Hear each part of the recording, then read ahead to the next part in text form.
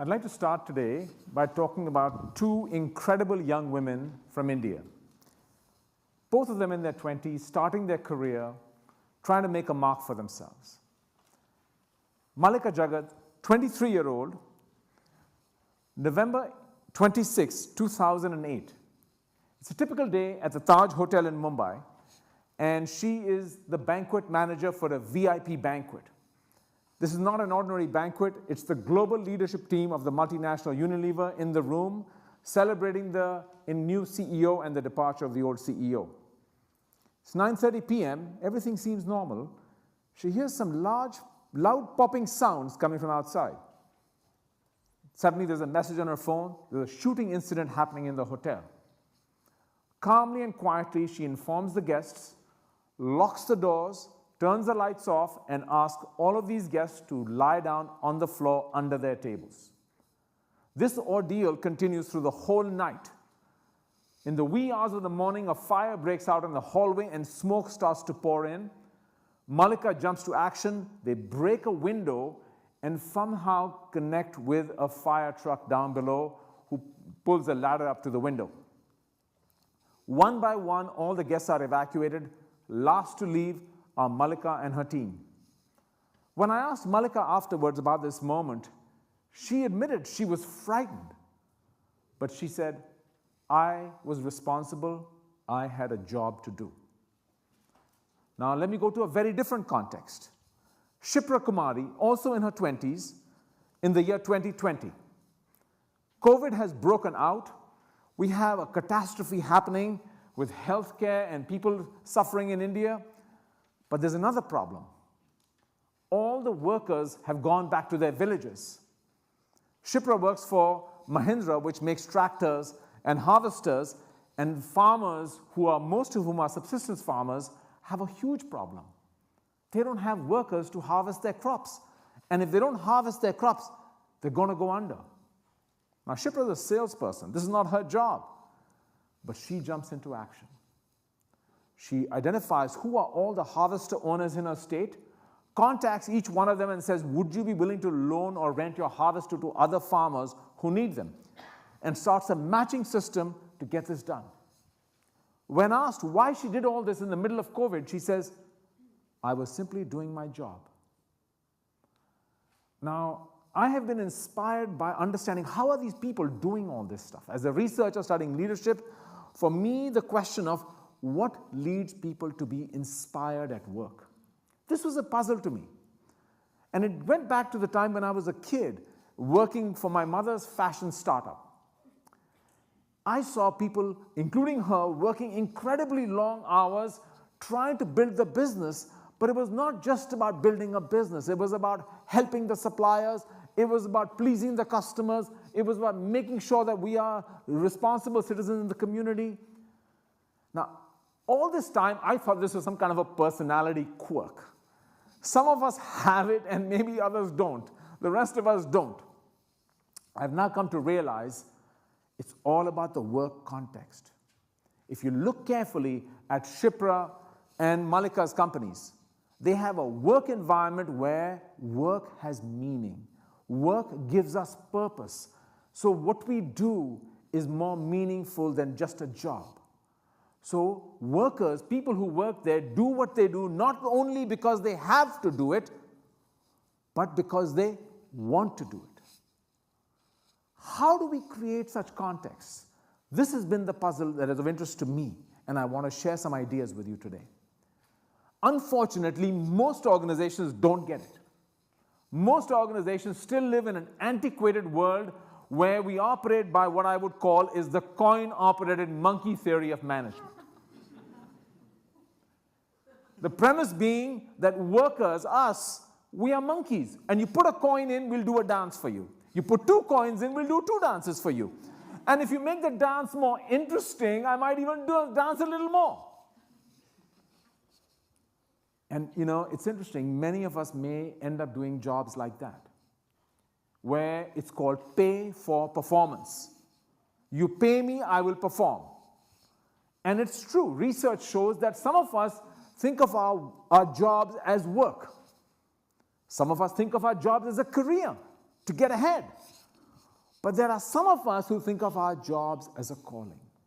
Of course we want to get paid. Of course we want to have a career. But the primary orientation, propensity where we go to work, why do we go to work? Is because it's meaningful. It fills something inside us. And because of that, we show up differently at work. Now, I think COVID has done something to us. COVID has triggered what I would believe is a meaning revolution. People are calling it the Great Resignation. I'd like to call it the Great Rethink. Of course, there are people who want to get paid more, and there are some professions that long overdue need to upgrade the wage structure.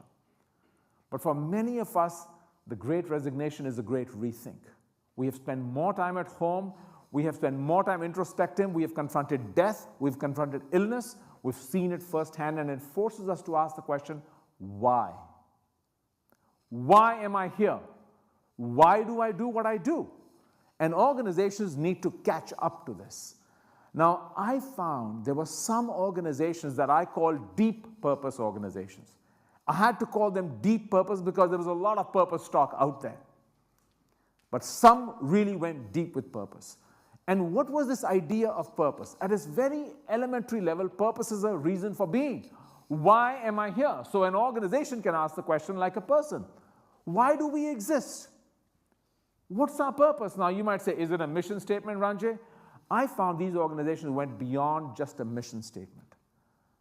They defined their ideal around a set of goals. Why do we exist? For what goals are we trying to achieve? But also around a set of ideals. How are we going to change the world in which we operate, even our customers' world? And this becomes an orienting scheme for your strategy, for your direction, for your growth.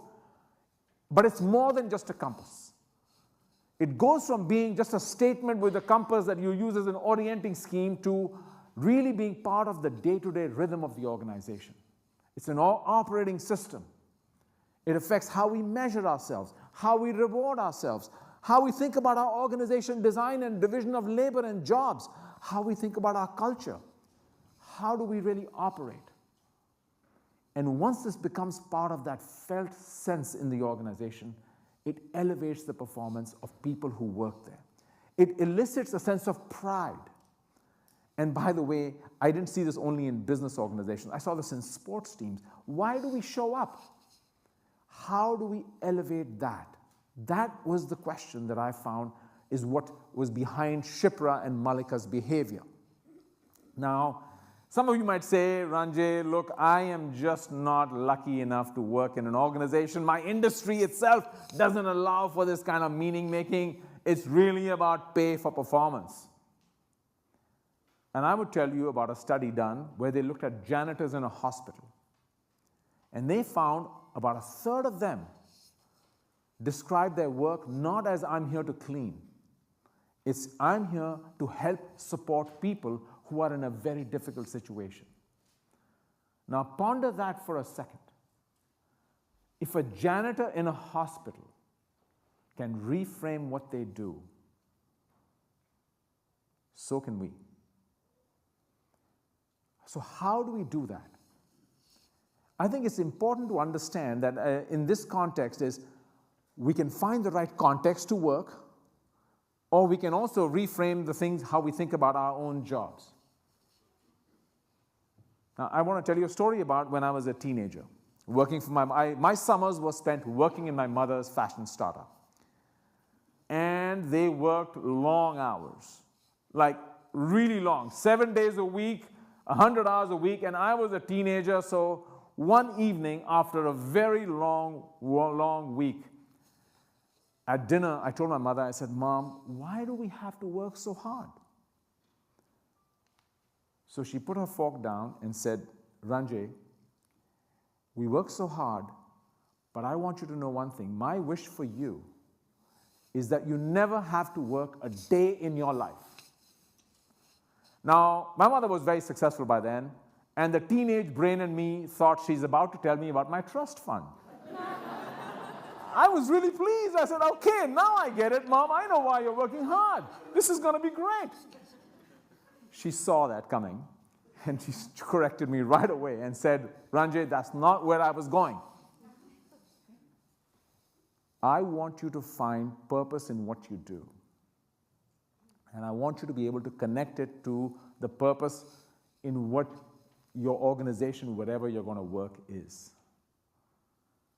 And if you can make that connection, you will never feel like you're working a day in your life. And this is what you see in organizations today. At Microsoft, the head of HR, Kathleen Hogan, likes to say, you don't really work for Microsoft until Microsoft works for you. How do we connect our own purpose to the organization's purpose? How do we make this connection real? And I want to make sure you understand, this is not just happening in business organizations. The Seattle Seahawks coach, Pete Carroll, likes to say, when people feel a connection between their own sense of purpose and the organization's purpose, magic happens. After COVID, I think many of us have started to think about the fact that I don't want work-life balance where I have work and then I have life. I want more coherence in my life. My work should have meaning too. I spend a lot of time at work. I want to see coherence between these two. I don't want to compartmentalize my life. How can I find the context where the purpose of what that organization is and my own purpose connect with each other? I feel I have finally found it, and my wish for each and every one of you is that you will too. Thank you very much.